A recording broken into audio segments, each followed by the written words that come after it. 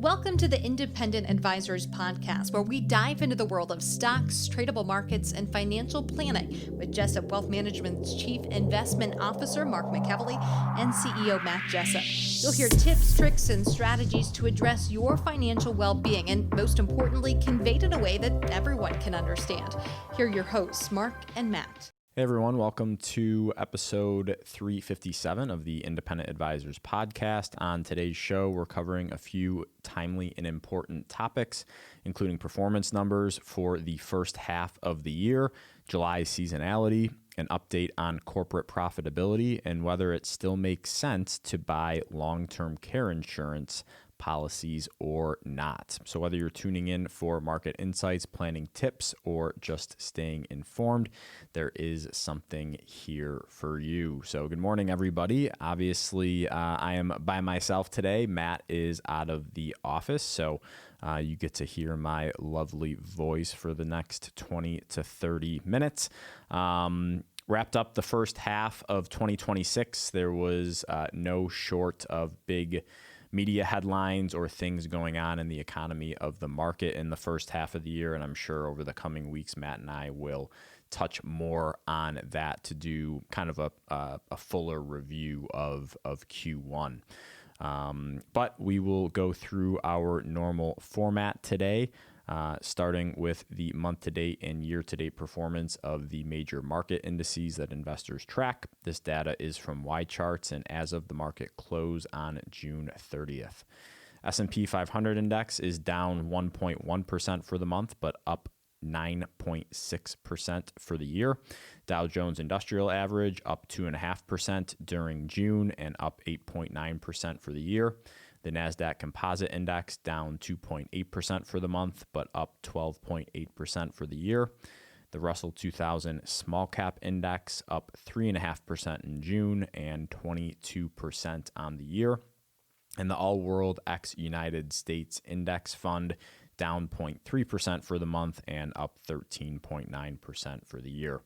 3-month Treasury rate at 3.87%, the 2-year at 4.14%, and the 10-year rate at 4.44%. Before we get into this week's show, listeners, if you've been enjoying the Independent Advisors Podcast, I'd encourage you to head to our website, jessupwealthmanagement.com. I offer a 15-minute initial call where you can discuss your financial goals and see if JWM is a good fit for your needs. Scheduling is easy. Once you land at the jessupwealthmanagement.com website, just click Schedule Initial Call and select a time that works best for you. There's a quick survey to fill out that will help guide the conversation and ensure your time is used efficiently. If you're ready to learn more, visit jessupwealthmanagement.com and book your call today. So moving on to big headlines, current events from this past week, like I just mentioned, first half of the year came to a close, and I think from most investors' perspectives, it was a pretty good first half of the year, considering everything that went on during the first quarter geopolitically. So the first thing for big headlines that I wanted to touch on is, performance in Q2 in the first half of the year and what that tells us about what we could potentially expect for the second half of the year in Q3 and Q4. So the first piece I have was a post on X from our friend Ryan Dietrich on June 30th. Jenna will throw this chart up on the YouTube page. It'll also be in our show notes, but Ryan says S&P 500 Q2 up 10% or more. Q3 lower once and Q4 never lower. The rest of the year is up 11.7% on average versus an average year up 4.9% for the final 6 months. So this data goes all the way back to 1950. And when we have a year like this year where Q2 was up by at least 10%, forward returns look pretty good. And there was only one year in the final 6 months of the year where stocks were negative, and that was back in 1975. So pretty good odds from that standpoint. And on that similar wavelength, Ryan had another post on the 30th of June talking about the S&P 500's performance for the first half of the year and what that means for the final 6 months of the year. So again, Jenna will throw this up on the YouTube page. It'll be in our show notes. But Ryan says, we noted this last year and it worked, but when the S&P 500 is up between 5 and 10% year to date at the midpoint of the year, the rest of the year usually does quite well. In fact, the worst full year return was exactly flat in 2011. So a large decline from here would be quite rare. So not too strong, but by no means weak, yet another reason to continue riding the wave in 2026. So obviously in 2026, we were up between, again, that 5 and 10% number, each time going back to 1950. Average return for the rest of the year has been about 9.6%, positive a little more than 72% of the time. So I think there's a lot of data working in investors' favors. By no means does this guarantee a positive return in the second half of the year, but I think we have enough data points going all the way back to 1950 to show that usually when we have strong Q2s and strong first halves of the year, that the rest of the year tends to follow suit. So I think this is something that if you are a investor in the stock market, this data should make you pretty happy. Again, we'll probably touch on some more first half stats in the coming weeks when Matt returns to join me here, but we'll leave it there for now. Moving on to tweets, articles, and research from this week. The first thing I had was a newsletter from Tom Boley at Earnings Beats on June 29th, titled "Why We're Likely to See a Rate Cut Before a Rate Hike." So Tom is making the argument here, which is very much against the grain or against the most popular opinion, that he thinks we're going to get a rate cut from the Fed before we get a rate hike. So I just wanted to read a few lines from what he said. The link to the full article will be in our show notes. He says, "There's been so much media hype about inflation and the likelihood of a rate hike coming. I just don't see it. On this chart, which Jenna will put up on the YouTube page, it'll be in our show notes, it's rather obvious to me that the money is rotating into key interest rate sensitive areas of the market. Home builders, regional banks, and small caps all tend to perform better when interest rates are declining. The fact that all three areas are screaming higher right now suggests to me that the Fed's next move will likely be a rate cut. That's just my opinion. Feel free to disagree, but that's what the charts are telling me." And you can see pretty clearly that, really since the middle of May, these three interest rate sensitive areas of the market have been doing really well.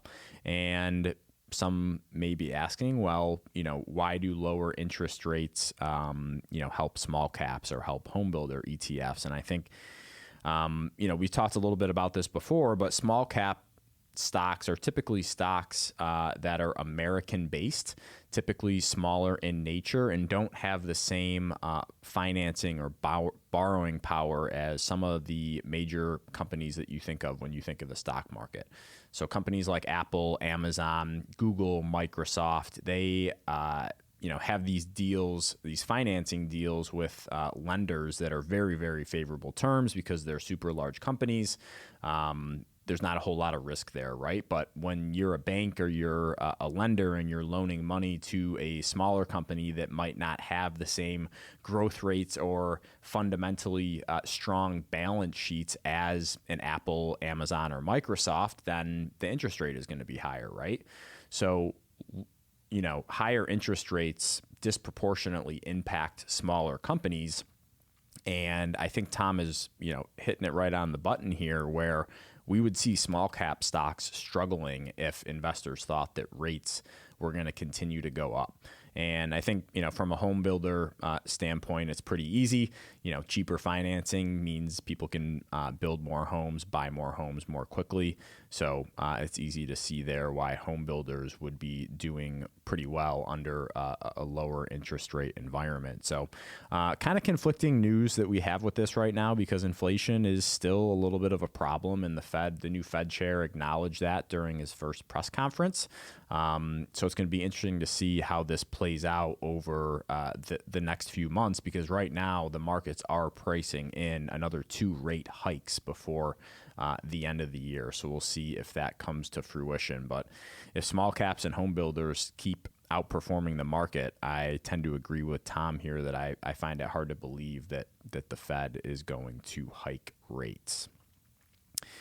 Second thing I had was a post on X from Jeffrey Hirsch on June 26th.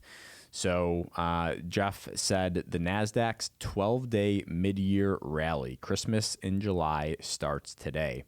The last 3 days of June through the first 9 of July has gained an average of 2.5% since 1985, hitting in 32 of 41 years, which is a 78% hit rate. So again, I think this is probably pretty good timing right now. So stocks do tend to do pretty well in the month of July, especially more aggressive sectors like technology. And most of that July strength comes in the first half of the month, which aligns very well with running into earnings season. I think Matt and I have talked several times on the show before on, how typically in an average year, a couple of weeks before earnings season starts at the beginning of each new quarter, you see strength in the market and you see investors rotating into companies that they think are going to report pretty solid earnings. So again, the past month in June, technology was relatively weak. So I think it makes sense that, money could rotate into tech over the next couple of weeks as we lead into earnings season and get into the second half of this year. Again, this is not a guarantee that July is going to be positive, but we have several years of data that shows us that July tends to be pretty friendly to some aggressive areas of the market like technology. Last thing from tweets, articles, and research standpoint, this was a post on X from Rob Anderson back in January, back on January 26th of this year. But as I was going through my pieces of research and deciding what to talk about today, this really stood out to me. So Rob said that companies have successfully defended profit margins despite tariffs, with S&P 500 margins nearing record highs. The margin resilience has not come only from the mega caps, with more than 70% of the S&P 500 industries with rising gross profit margins as of Q3. So again, this was earlier in this year. I'd love to see the updated data on this, but you have 70% of industries with rising gross profit margins. And I think this just goes to show you that betting on corporate America usually wins in the long run. And, over the past couple of years, the media was telling us how afraid of tariffs we should be. But publicly traded companies have evolved and continued to figure out ways to deliver value to shareholders. So I think, again, this is another great example of why we should be focusing on the things that we can control. And I think it was Warren Buffett that said, never bet against the American economy, something along those lines. And this is a really good example of that. Regulations are always going to be changing. There's always going to be new heads of government that's going to be installed and things are going to be done differently. But as we've seen over history, the market and publicly traded companies kind of evolve with the times, right? And they're always going to do what they have to do to deliver value to shareholders. So I thought that was a very interesting piece. We wanted to take a minute and tell you about a service we personally use and trust, LifeLock by Norton. With everything we do online these days, protecting your identity and personal information is more important than ever. That's why we've partnered with LifeLock, a leader in the identity theft protection industry. Their mission is to empower people to live their digital lives safely, offering tools to help protect you and your family from threats like identity theft, cybercrime, and fraud. They combine advanced technology with 24/7 support to keep your information safer in today's connected world. We use it ourselves, and we think it's a valuable tool for anyone looking to add an extra layer of protection. If you're interested in checking it out, you can use our special link to get a discounted rate. As a heads up, we do receive a percentage of compensation if you sign up using our link, but we partnered with LifeLock because we believe in what they offer. To learn more and get the deal, just head to jessupwealthmanagement.com/LifeLock. So last but not least, moving on to the financial planning topic of the week. This was an article written by Christine Benz on Morningstar. This was back in August of 2025, titled, "Does Long-Term Care Insurance Add Up?" And for whatever reason here at Jessup Wealth Management, we've been receiving an uptick in questions regarding long-term care insurance and if it's worth it or not. And I came across this article from Christine last year and thought now would be a good time to highlight some of the things that she wrote, because me personally, just over the past 6 months, have probably gotten 5 or 6 inquiries, which is more than we typically get in a given year regarding long-term care. So for starters, I just, again, want to define what long-term care insurance is for newer listeners. So LTC, or long-term care insurance, is a type of insurance that helps cover the costs of long-term care services like nursing homes, assisted living, in-home care, or adult daycare for people who can no longer perform basic daily activities such as bathing, dressing, or eating on their own, typically due to aging or chronic illness or disability. But the thing is, regular health insurance and Medicare generally don't cover these ongoing costs, which is the reason why long-term care insurance exists, is to fill that gap.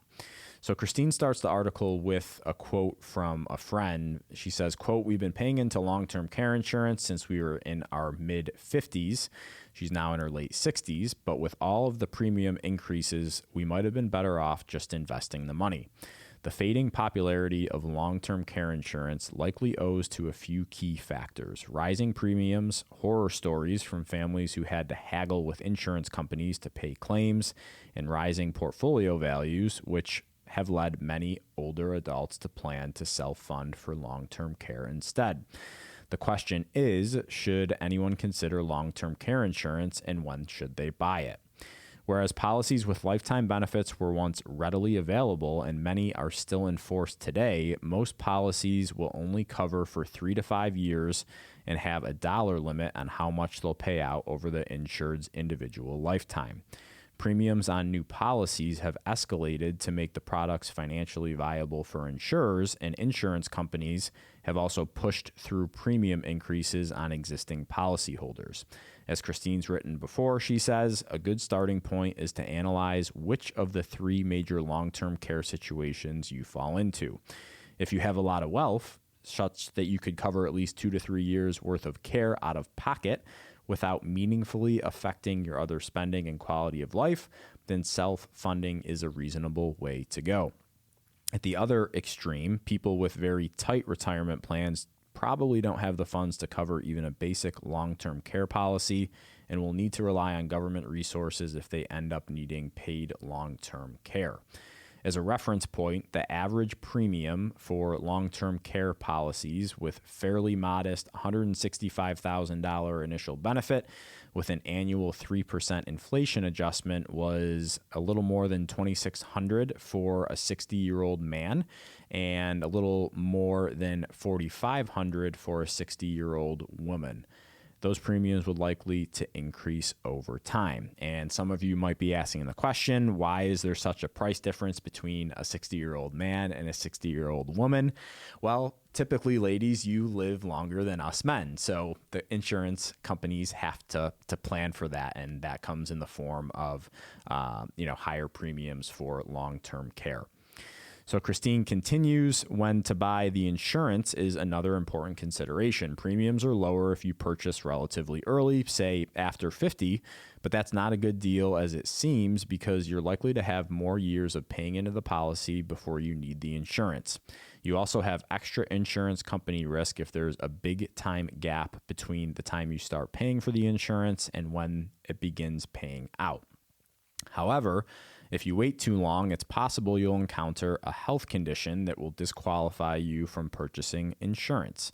According to the American Association of Long-Term Care Insurance, 38% of people applying for long-term care insurance between the ages of 65 and 69 were denied coverage, and 47% of applicants age 70 and above were also denied coverage. So it's one of those things that, yeah, it makes sense to buy it when you're younger because the premiums are going to be cheaper. But, when you're in your 40s and 50s, it's not something that you're really thinking about. And you typically don't think about it until you have a health event that you're going to need care in the future. But then the problem is these insurance companies aren't obligated to cover you if you have a pre-existing condition or you're recently diagnosed with a terminal disease or some sort of medical event that is going to force you into a long-term care situation. So, it's a really interesting one. Long-term care policies by themselves now aren't as popular as they were back in the day. A lot of times these insurance companies offer a hybrid life insurance policy with a long-term care rider where, your beneficiaries will get paid out in the event of your death, but then also it'll help pay for some of your long-term care costs. If you were to need it. So it's definitely a very tricky one. And like I say, everything in this industry is based on your needs and your personal financial situation. There's not a one-size-fit-all answer for this, but hopefully this provided some more information for people to think about if this is something that you think you're going to need or a loved one will need at some point in the future. I think that is it, Jenna. The one other thing that I will say is, again, we just started the third quarter here. We are going to be going into earnings season where publicly traded companies are required to report their quarterly earnings from Q2, which was the previous quarter.